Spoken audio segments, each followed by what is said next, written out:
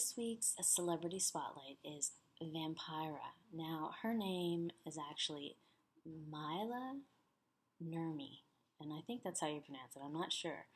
But she was the first horror girl, I guess you could say. She was one of the first girls to really get involved in the horror scene and get all dolled up in the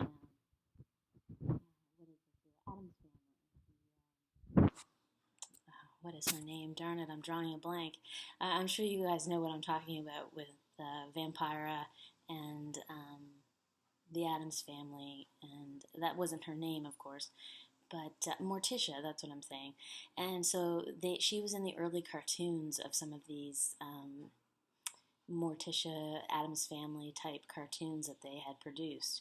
So she has an interesting chart. She's a Sagittarius, of course, but she has triple twos, and anyone who has triple twos would be really interested in the spiritual or the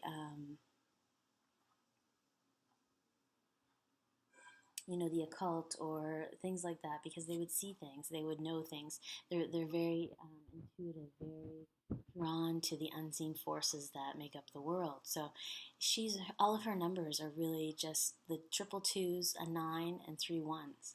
So she has really no numbers on her chart other than those triple twos. That really dominates her chart. So she has a 9 as well, which really makes it in the sense of being misunderstood and being a little bit off the cuff with her ideas and suggestions, and some people might not get her or get her ideas, but she was brilliant. I mean, definitely brilliant in her acting and brilliant in her ways of, wanting to do things and all that stuff. So rumor has it that Mae West had kicked her to the curb in one of the movies because she didn't want the competition. Because Vampira was such a good actress that she didn't want the competition. So this lady actually has the arrow of frustration, and she also has the arrow of skepticism.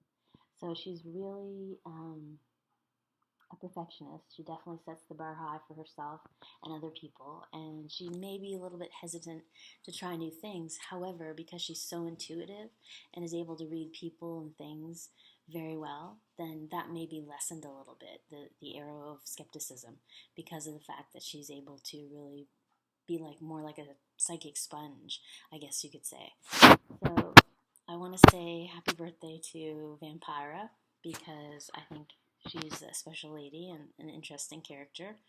So if you want to tune in next week, we'll have another celebrity spotlight on LotteryUSA.com.